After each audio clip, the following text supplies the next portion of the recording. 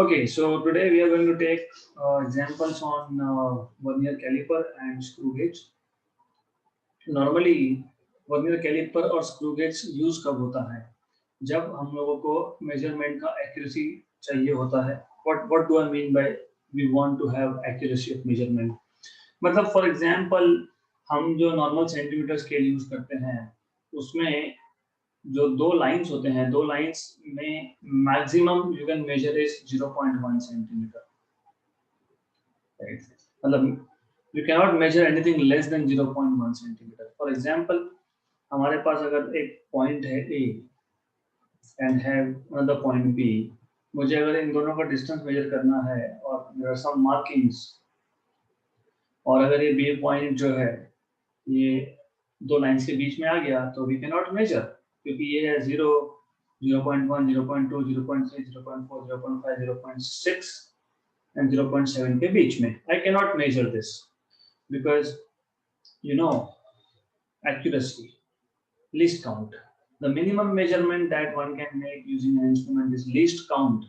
कम से कम जो मेजरमेंट ले सकते हो किसी भी स्केल का यूज करके, किसी भी डिवाइस का यूज करके, उसको लीस्ट काउंट बोलते हैं. तो यहाँ पे हमारा जो रीडिंग है वो लीस्ट काउंट से कम आएगा तो हम लोग यूज नहीं, मेजर नहीं कर सकते. तो what is the solution to this? इसका सॉल्यूशन ऐसा होता है that you need to use two scale system, vernier caliper. Okay, so I will show you what is vernier caliper, by the way. So this is how a vernier caliper looks like. तो vernier caliper पे दो scale होते हैं, as you can see. एक तो बोलते हैं main scale जिसको मेट्रिक स्केल बोला है, और दूसरे पे मूवेबल स्केल होता है, that is called as vernier scale. तो this is how it looks like. तो यहाँ पे दो स्केल है, तो दोनों स्केल का यूज करके हमको रीडिंग लेना पड़ता है. तो we will see how to use this. पहले क्वेश्चन पढ़ लेते हैं. In the determination of Young's modulus. अब यंग मॉड्यूलस क्या है मैं ऑलरेडी बता चुका हूँ. मैंने बताया था आपको कि हमारे पास एक रस्सी है, रस्सी को हमने एक मास लगा के रखा है. ओरिजिनल लेंथ जो था वो लेटर से कैपिटल L था. ये मास लगाने के बाद थोड़ा सा एक्सटेंशन प्रोड्यूस होगा, मतलब लेंथ बढ़ जाएगा, तो extension is small l, right? ये जो रस्सी है इसका क्रॉस सेक्शनल एरिया होगा कुछ, it has some cross sectional area. तो इस रस्सी पे जो फोर्स लग रहा है per unit length, per unit area, रस्सी पे हमने क्या लगाया? मास. मास पे क्या एक्ट हो रहा है? ग्रेविटी. मतलब ग्रेविटेशनल फोर्स एक्ट हो रहा है किस पे? मास पे. मतलब किस पे? रस्सी पे. दैट फोर्स अपॉन एरिया मतलब mg/a. This is called as stress, correct? और ये स्ट्रेस लेंथ चेंज करेगा, इसलिए इसको हम लोग बोलते हैं टेंसाइल स्ट्रेस. सिमिलरली हम लोग डिफाइन करते हैं टेंसाइल या फिर longitudinal strain, that is change in length. Length कितना चेंज हुआ? L upon original length. तो स्ट्रेस मतलब force upon area, correct? Right? तो mg/a. By the way area, क्योंकि रस्सी सर्कुलर क्रॉस सेक्शन होता है तो एरिया क्या आएगा? πr² या तो फिर πd/2 का स्क्वायर. डायमीटर का हाफ रेडियस होता है ना. रस्सी है, रस्सी का क्रॉस सेक्शन सर्कुलर है तो πr² लिखते हो, लेकिन r मतलब डायमीटर बाय 2 इसका स्क्वायर मतलब d²/4. तो ये 4 को मैं ऊपर पहुंचा देता हूँ तो टेंसाइल स्ट्रेस आ गया. Tensile strain is change in length upon length. Young's modulus is the ratio of tensile stress upon tensile strain. It is the ratio of these two quantity. तो आपका पता आ जाएगा 4mLg upon πLd². सिंपल. तो ये होता है Young's modulus, right? आपको पता नहीं भी होता तो doesn't matter, but I wanted to tell you. So now हमें बोला है in the determination of Young's modulus, मतलब हमको यंग्स मॉड्यूलस फाइंड करना है and formula is already given to you. That's why पता नहीं भी होता तो कोई फर्क नहीं पड़ता। Okay, a wire of length 2 metre, diameter 0.5 mm is used. मतलब डी की वैल्यू और एल की वैल्यू दी है, कैपिटल एन की भी वैल्यू दी है, एक्सटेंशन स्मॉल एल भी दिया है। Quantities D and L are measured using a micrometer, using a screw gauge and a micrometer. Okay? तो हमने, जैसे मैंने आपको वर्नियर कैलिपर बताया, वैसे एक स्क्रू गेज होता है। मैं भी स्क्रू गेज भी बता देता हूँ। Just a minute, give me a minute, I will show you what is screw gauge.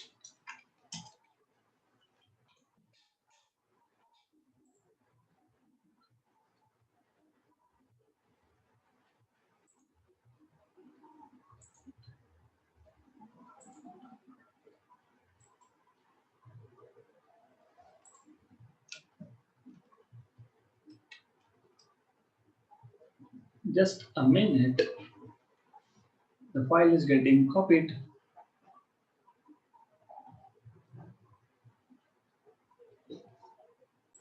Yes, here we are. Okay, so basically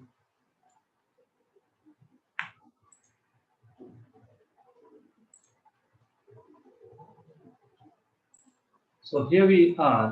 So basically ये होता है आपका स्क्रू गेज, राइट। तो आप देख रहे हो स्क्रू गेज में भी दो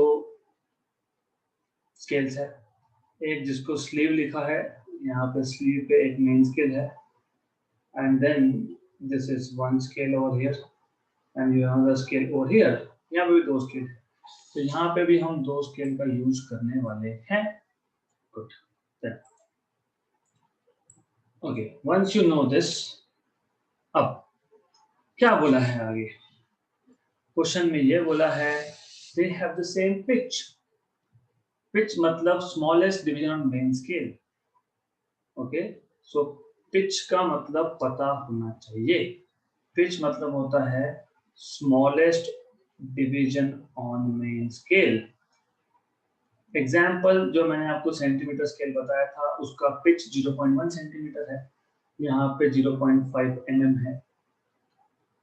the number of divisions on circular scale, so circular scale पे number of divisions, total divisions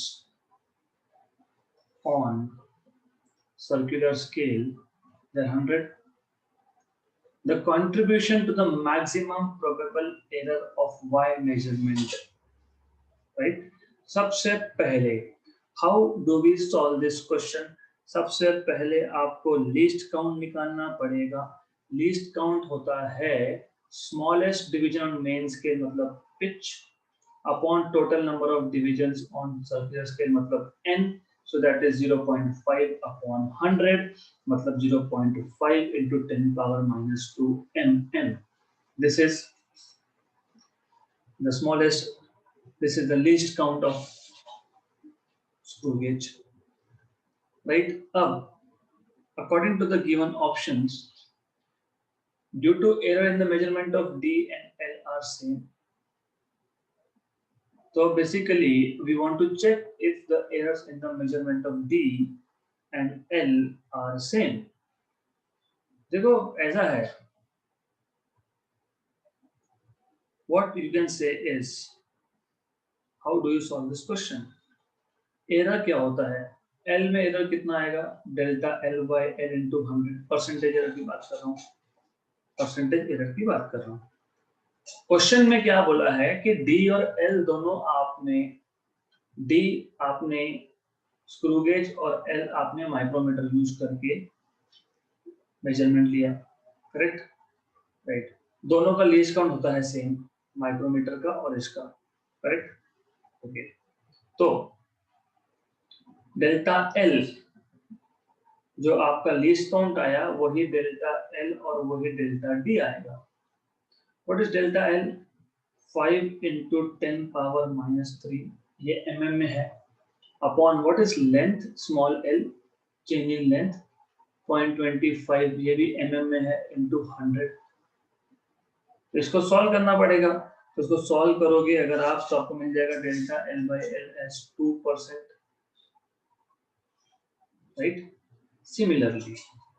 similarly D का कंट्रीब्यूशन कितना है, डी रेस टू 2 है, राइट। तो आपको ये पता होना चाहिए, this is contribution in error, contribution in error किसका, एल का। दूसरा डी का कितना आएगा, डी स्क्वायर है तो 2 times of delta D by D, इसलिए 11th का पहला चैप्टर इंपॉर्टेंट है, that you need to know, that you need to know कि हमें यहाँ पे एरर्स हम लोग कैसे निकालते हैं। Good. So delta D by D, 2 times of delta D by D into 100. 2 into delta d is again least count, that is 5 into 10 power minus 3 upon small d, and small d is nothing but आपको दिया हुआ है, small d भी दिया है क्या, 0.5 mm, 0.5 mm, correct. तो ये भी सॉल्व करोगे तो ये 2% आएगा, ऑफ कोर्स मल्टीप्लाई बाय 100 रह गया। तो दोनों में कंट्रीब्यूशन सेम है, तो due to errors in the measurement of D and L are same. मैं वापस क्वेश्चन समझा रहा हूँ। यंग्स मॉडुलस का एक फॉर्मूला है, उसमें मास है, कैपिटल एल है, स्मॉल एल और डी है। स्मॉल एल और डी हम लोग माइक्रोमीटर और स्क्रू गेज यूज करके मेजर कर रहे हैं। जितना किसी भी इंस्ट्रूमेंट का लीस्ट काउंट होता है उतना ही उस इंस्ट्रूमेंट में एरर होता है। एक्यूरेसी और error normally comes from least count, correct. तो least count of screw gauge कैसे निकालते हैं, pitch upon N, right. Pitch upon number of scales, number of division on the circular scale. Pitch मतलब smallest division on main scale मतलब 0.5 upon total number of division circular scale 100, मिल गया। Small L का contribution क्या आएगा, हमने error analysis सीखा है ना, we have learned combination of error. L का पावर 1 है तो what is contribution of error, delta L by into 100। D का कंट्रीब्यूशन कितना, क्योंकि डी रेस टू 2 है तो 2 into delta D by D into 100, तो दोनों का 2% आया तो सेम एरर है। सिंपल क्वेश्चन था, question was extremely simple. Next question, the density of a solid ball is to be determined in an experiment. हमको डेंसिटी निकालना है, मतलब मास अपॉन वॉल्यूम निकालना है। The diameter of the ball is measured with a screw gauge whose pitch is, वापस से pitch मिल गया। Pitch कितना है, 0.5 mm। टोटल डिविजन्स कितने हैं, 50, मतलब लीस्ट काउंट कितना आएगा, अभी बताया था मैंने, लीस्ट काउंट कितना आएगा, पिच अपॉन एन, तो 0.5 mm upon 50, of course in mm, of course in mm, correct. तो ये आपको सॉल्व करना पड़ेगा। So least count turns out to be 0.01 mm, good, right. आगे क्या बोला है, the reading on the main scale is 2.5। तो मेन स्केल रीडिंग याद रखना, वहां पे 2 स्केल है, मेन स्केल रीडिंग कितना, 2.5 mm का। Circular scale and that on the circular scale is 20 divisions. तो क्या होता है कि ये जो सर्कुलर स्केल था, यहाँ पे कुछ डिविजन्स होते हैं, और ये जो मेन स्केल है इसका रेफरेंस लाइन, और जो सर्कुलर स्केल है उसका कोई एक नंबर का डिवीजन। अभी क्वेश्चन में बोला ही गया है कि सर्कुलर स्केल पे 50 डिविजन्स है। उन 50 डिवीजन में से मेन स्केल के रेफरेंस लाइन के साथ कोई तो एक डिवीजन मैच होगा, और कौन सा दिया है, ये जो मैच हो रहा है मैं रेड में दिखा देता हूँ। ये जो लाइन मैच हो रहा है, this division is 20th division, okay, right. If the measured mass of the ball has a error of 2%, मतलब delta m by m multiply by 100 जो है ये 2% है, राइट, 2% है। The relative error in the measurement of density is, relative percentage error. Density क्या होता है, मास upon volume, correct, right, good. What is volume by the way, 4/3 pi r cube. So what will be delta rho by rho into 100 by using the error analysis formula? Delta m by m into 100 plus 3 times of delta r by r into 100. 4 पाई और 3 constant है, constant value में error नहीं होता. Delta m by m into 100 2% दिया है, plus 3 times of delta r by r into 100. The problem lies here. यहाँ पे problem है. How do you find out delta r? या तो इसको लिखने का और एक तरीका भी हो सकता है. You can write down in fact in terms of diameter by 2 cube. ऐसा भी लिख सकते हो आप. क्यों? क्योंकि फिर डायमीटर मिल जाएगा. The diameter of the ball is measured. क्योंकि रेडियस की जगह पे डायमीटर मेजर किया गया था. तो diameter of the ball is measured using that screw gauge. तो आपको पता है टोटल रीडिंग मतलब माइक्रोमीटर स्क्रू गेज पे 2 स्केल थी, दोनों का यूज करना था. दोनों का यूज करने के करके जो आप डायमीटर निकालोगे उसको बोलोगे टोटल रीडिंग. मतलब we are talking about diameter is equal to main scale reading plus circular scale reading. Main scale reading 2.5 mm है और सर्कुलर स्केल रीडिंग निकालने के लिए आप क्या करते हो, कोइंसाइडिंग डिवीजन मतलब एक जो नंबर ऑफ लाइन मैच हो रही है रेफरेंस लाइन के साथ that plus into least count करते हो मल्टीप्लाइड बाय लीस्ट काउंट करते हो. तो 2.5 mm प्लस कोइंसाइडिंग डिवीजन 20 है और लीस्ट काउंट जो है वो है 0.01. तो total reading is nothing but main scale reading plus circular scale reading. This is what you should know. Okay, give me a minute. Right, I wanted to make some space and I have some space. So this is what you should be knowing. Correct. तो आपको मिल गया diameter 2.5 mm और ये भी mm में है. तो सब ऐड कर लो. After doing all the calculations, you will get this value to be 2.7 mm. Right, तो हमको डायमीटर की वैल्यू भी मिल गई. करेक्ट. ओके, सो अब हम लोग यूज कर सकते हैं एरर एनालिसिस का formula. Because density is what, mass upon 4/3 pi d cube by 8. So delta rho by rho, I will write it here, delta rho by rho multiplied by 100 will be delta m by m plus 3 times of delta d by d into 100. Simple. 4, pi or 3 or 8, these are numbers, they don't have error. Delta m by m into 100 is 2%. 3 times of delta d. delta d मतलब basically least count होता है, that is 0.01 mm में है of course, upon d diameter भी mm में है, into 100 होगा ये भी. So you have to solve this in percentage. मैं क्वेश्चन रिपीट करने वाला हूं because I know it is something new for you, so you have all the rights to know again. You have to solve this. 3 1 जा 3 0.9 जा, इसको solve करो and you will get the answer to be 2% plus 1.11%, मतलब 3.11%, मतलब option number C. The thing is, हमारे पास एक solid ball है, हमें उसका डेंसिटी निकालना है. Density is mass upon volume. Volume is 4/3 pi R cube. अगर इन टर्म्स ऑफ डायमीटर लिख रहे हो तो 4/3 पाई d/2 का क्यूब.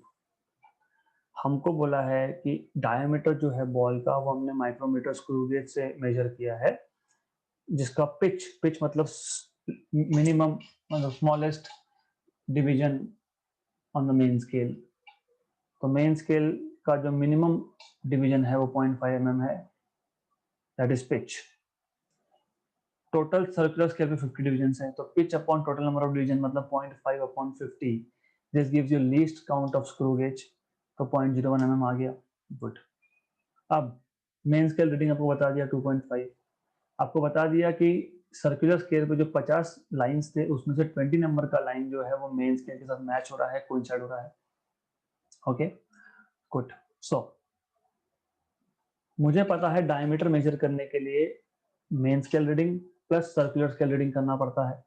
मेन स्केल 2.5 है, सर्कुलर स्केल रीडिंग निकालने के लिए coincident division multiply by least count करना पड़ता है, तो वो भी कर दिया, तो 2.7 mm डायमीटर मिल गया। तो ये डी की वैल्यू हम लोग बेसिकली जब एरर का फॉर्मूला यूज करेंगे there we will be using it, मतलब यहाँ पे हम लोग यूज करने वाले हैं delta rho by rho into 100 is delta M by M plus 3 times delta D by D into 100। Delta D it is nothing but least count of the instrument, तो सिर्फ उसके बाद वैल्यूज डालनी है और सॉल्व करना है, that's it. As simple as that. It cannot get simple than this. Next question. The diameter of a cylinder is measured using a vernier caliper with no zero error. It is found that the zero of the vernier scale lies between 5.10 centimeter and 5.15 centimeter of the main scale. होता क्या है, vernier caliper में दो scale होती है, ये एक main scale होती है, राइट, करेक्ट, और ऊपर एक वर्नियर स्केल होती है। तो वर्नियर स्केल का जीरो मतलब ये zero, it lies between these two lines, this line is 5.10 and this line is 5.15. So zero of vernier scale lies between these two values. Let me see if I can expand it. No, anyways, right? The vernier scale has 50 divisions which are equivalent to 2.45 centimeter. मतलब ये जो ऊपर का vernier scale है इसको अगर आप zoom करोगे तो इस वर्नियर स्केल पे 50 लाइंस है, 50 लाइंस है, 50 लाइंस, और ये 50 लाइंस जो है they are equivalent to 2.45 centimetre, मतलब the distance between first and the last line is 2.45 centimetre. The 24th on division on the vernier scale exactly coincides with one of the main scale, मतलब यहाँ पे एक 24th line है वो main scale के किसी तो रीडिंग के साथ exactly coincide हो रहा है। The diameter of the cylinder is, that is a very good question. By the way, according to the given condition 50 divisions on vernier scale is equal to, so ये vernier scale division होता है VSD, vernier scale division, 50 divisions on vernier scale in total they are 2.45 centimeter. So one division on the vernier scale is 2.45 by 50 centimeter, correct, right? इतना मिलना जरूरी था, तो this is nothing but 0.049 centimetre. Calculation कर लो। आपको और एक चीज पता होनी चाहिए कि least count it is pitch upon total number of divisions on the vernier scale या फिर total number of division on the circular scale. अगर आप स्क्रू गेज की बात कर रहे हो, यहाँ पे हम लोग वर्नियर कैलिपर की बात कर रहे हैं। और least count is also one main scale division minus one vernier scale division, मतलब मेन स्केल के जो दो लाइंस थे यहाँ पे, ये 5.10 5.15 है ना, मेन स्केल के जो दो कॉन्जिक्यूटिव लाइन होते हैं ना, that is one main scale division minus one vernier scale division, that gives you what is one main scale division, मैं बता रहा हूं यहाँ पे। So one main scale division is 5.15 minus 5.10 centimetre, तो 0.05 सेंटीमीटर, तो ये आ गया 0.05 centimetre, minus how much is one vernier scale division, वो अभी निकाला 0.049 सेंटीमीटर। तो इन दोनों को सब्ट्रैक्ट करो तो आपको लीस्ट काउंट मिल जाएगा 0.001 सेंटीमीटर। लीस्ट काउंट जरूरी था, क्यों? क्योंकि हमको पता है टोटल रीडिंग, हम लोग डायमीटर तो यूजिंग वर्नियर कैलिपर मेजर कर रहे हैं, तो डायमीटर मतलब total reading, that is main scale reading plus vernier scale reading. और मेन स्केल रीडिंग हमको बेसिकली पता है ना, क्या बोला है आपको, zero of vernier caliper lies between 5.10 and 5.15। तो कभी भी मेन स्केल जो रीडिंग है वो 5.10 लेते हैं। यू हैव टू अंडरस्टैंड, अगर जीरो 5. किसका जीरो, वर्नियर स्केल का जीरो अगर 5.10 और 5.15 के बीच में आ रहा है तो 5.10 is main scale reading plus vernier scale reading. Vernier scale reading कैसे लेते हैं, vernier scale reading is coinciding division multiplied by least count. तो सेम ही कॉन्सेप्ट है, स्क्रू गेज में भी वैसा, यहाँ पे भी वैसा। 5.10 प्लस कौन सा डिवीजन कोइंसाइड हुआ, 24th बोला है। लीस्ट काउंट कितना अभी निकाला, 0.001, राइट। तो इन दोनों को ऐड कर दोगे तो टोटल रीडिंग मिल जाएगा। So if you add these two you will get final answer to be 5.124. so it is very very simple thing, इसमें कुछ भी नहीं है, extremely simple, right? good, तो ये आपको पता होना चाहिए। मैं वापस बता रहा हूं, क्वेश्चन के अकॉर्डिंग वर्नियर कैलिपर का जो वर्नियर स्केल है उसका जो जीरो है वो 5.10 और 5.15 के बीच में आया, मतलब main scale division, one main scale division is 5.15 minus 5.10, क्योंकि इसके बीच में कुछ मेजर नहीं कर सकते, तो मेन स्केल डिवीजन मिल गया। और क्या बोला है, वर्नियर स्केल के 50 division are equivalent to 2.45 centimetre, मतलब one vernier scale division is 2.45 upon 50, मतलब 0.049, राइट। लीस्ट काउंट कैसे निकालते हैं, one main scale division minus one vernier scale division. हाँ of course pitch upon total number of division भी होता है, right, वैसा भी कर सकते हो, you can do that also if you know total divisions, वैसा भी निकाल सकते हो। तो आपको लीस्ट काउंट मिल गया, आपको लीस्ट काउंट क्योंकि वैसे ही आता है ना, इज पिच। देखो लीस्ट काउंट आप ऐसा भी कर सकते थे, I can say least count is pitch upon total number of divisions. Pitch कितना दिया है आपको, आपने पिच निकाला ना, ये 0.05 divide by total number division कितने थे, 50 डिविजन थे। हाँ तो वापस 0.001 ही आएगा ना लीस्ट काउंट, तो it is going to be 0.001 centimetre. तो लीस्ट काउंट के दो formula, one main scale division minus one vernier scale division और pitch upon total number of division on the vernier scale या फिर circular scale. How do you find out total reading, total reading is main scale reading plus vernier scale reading. What is vernier scale reading, coinciding division into least count, and what is coinciding division, 24, least count is 0.001। तो इन दोनों को add कर दो, आपको मिल जाएगा required answer, correct. Next question, a screw gauge has a pitch of, तो directly least count मिल जाएगा, pitch कितना 0.5 mm और सर्कुलर स्केल पे 50 डिविजन्स है, तो मुझे डायरेक्टली पिच मिल गया यहाँ से, ये mm में है, ऑफ कोर्स mm में है, तो 0.01 mm मुझे मिल गया least count, okay. is used to measure the thickness of a thin sheet of aluminum, एक thin sheet है एल्यूमिनियम का, उसका थिकनेस मेजर करने के लिए हम लोग स्क्रू गेज का यूज कर रहे हैं। Before starting the measurement, it is found that when two jaws of the screw gauge are brought in contact, the 45th division of the circular scale coincide with main scale, right? So ये important है, before starting the measurement, it is found that when two jaws of the screw gauge are brought in contact, the 45th division coincides with the main scale line and that the zero of the main scale is barely visible. What is the thickness of the sheet if the main scale reading is 0.5 and 25th division coincide with the main scale? थोड़ा समझ लेना इस question को, मैंने पहले भी लिया है but I still want you to understand this.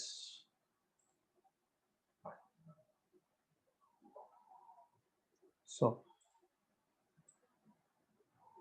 ये हमारा screw gauge, ideally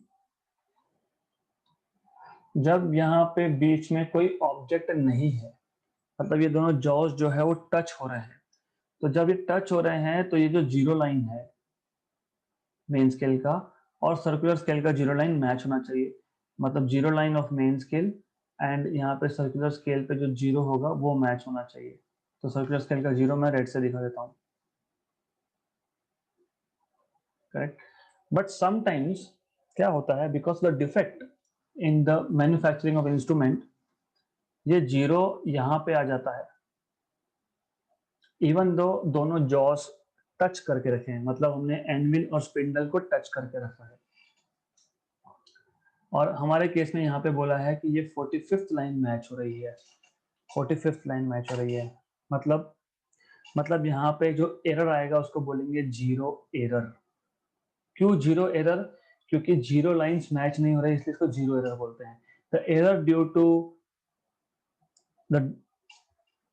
the error due to not matching of reference line of main scale and the circular scale is called as zero error। क्योंकि हम expect कर रहे थे जब हम कुछ मेजर ही नहीं कर रहे हैं तो जब दोनों जॉस टच कर रहे हैं तो मेन स्केल का मतलब मेन स्केल का और सर्कुलर स्केल का जीरो जीरो मैच होना चाहिए, नहीं हो रहा है इसलिए इसको बोलते हैं जीरो एरर। कितना कितना डिफरेंस है? 5 डिविजन का डिफरेंस है। You should know one thing, zero error will be, और नेगेटिव आएगा। नेगेटिव क्यों आएगा? क्योंकि जीरो से नीचे है ना। देखो अगर 5th लाइन मैच होता तो मैं बोलता पॉजिटिव जीरो एरर, पॉजिटिव है ना, जीरो मैच होना चाहिए था लेकिन जीरो के बाद 5वां लाइन मैच हो रहा है तो पॉजिटिव। यहाँ पे जीरो मैच हो रहा था लेकिन जीरो से पहले मतलब नेगेटिव साइड पे 45, मतलब 5 division on the back side of zero. You have to understand circular scale पे 0 1 2 3 ऐसे टोटल 50 लाइंस होते हैं, 49th 48th 47th and so on. तो जीरो से मतलब 45 क्या होगा, जीरो से 5 स्टेप्स पीछे है, 5 स्टेप्स पीछे है। तो यहाँ पे जो एरर आएगा इसको बोलेंगे नेगेटिव जीरो एरर। तो this will be called as negative zero error, negative zero error, and that error is given by -5, क्योंकि 45 मतलब -5 on the back side into least count. Least count निकाल के रखा है, यस। तो जीरो एरर कितना आया हमारा? -0.05 mm। This is important thing. अब इतना समझ में आ गया। अब total reading is equal to main scale reading plus circular scale reading plus zero error, plus zero error. तो यहाँ पे क्या कंफ्यूजन होता है ना, मैं माइनस करता हूँ, माइनस क्यों करता हूँ समझेगा, minus zero error, right. Minus Q, zeroth line of main scale and zeroth line of circular scale match होना चाहिए था, लेकिन ये मैंने पहले भी समझाया है, वापस बता रहा हूं। मेरा घर है यहाँ पे बराबर जीरो, मुझे पहुंचना था मेरे घर पे, मैं पहुंच गया नेगेटिव डायरेक्शन में -5 स्टेप्स, है ना। तो घर पे जाने के लिए मुझे पॉजिटिव 5 स्टेप जाने पड़ेंगे ना, करेक्ट, इजी है ना। If I wanted to be at origin but I am on the negative side 5 steps, है ना, तो मुझे ओरिजिन में जाने के लिए +5 करना पड़ेगा। इसलिए यहाँ पे जब जीरो एरर नेगेटिव आता है तो आप जीरो एरर को ऐड करते हो। अगर जीरो एरर पॉजिटिव आता मतलब क्या होता कि मुझे मेरे घर पे पहुंचना था, मैं पहुंच गया 5 स्टेप्स अहेड, मतलब उस केस में जीरो लाइन यहाँ पे और 5वीं लाइन मैच हो रही है, करेक्ट। तो दिस इज द आइडिया। तो जब जीरो एरर नेगेटिव हो तब आप जीरो एरर रीडिंग में ऐड करते हो, जब जीरो एरर पॉजिटिव हो तो आप जीरो एरर सब्ट्रैक्ट करते हो। तो मेन स्केल रीडिंग आपको दिया है, उन्होंने बोला है the main scale reading is 0.5 mm। Circular scale reading मैंने बताया coinciding division into least count, है ना, plus zero error 0.05 mm, right. तो 0.5 mm plus coinciding division 25th number की लाइन कोइंसाइड हुई, क्वेश्चन में बोला है लीस्ट काउंट कितना है 0.01 mm है, सब mm में ही है तो मैं mm आखिरी में लिख दूंगा 0.05, तो इसको 0.5, 0.25, 0.05, 0.8 mm आपका आंसर आ गया ऑप्शन नंबर ए। क्वेश्चन बहुत सिंपल है, you have to understand how micrometer screw gauge and how vernier caliper works. Additional material will be provided to understand this. Okay, so I'm going to stop here, and this marks the end of units, dimensions and measurement, and you have test tomorrow.